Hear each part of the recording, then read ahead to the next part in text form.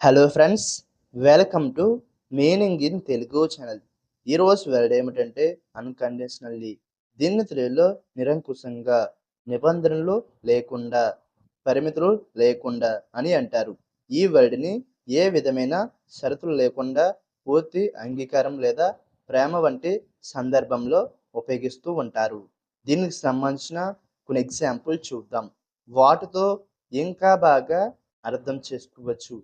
For example, ఫస్ట్‌ది I love you unconditionally అంటే తెలుగులో నేను నీకు నిరుపమానంగా ప్రేమిస్తాను.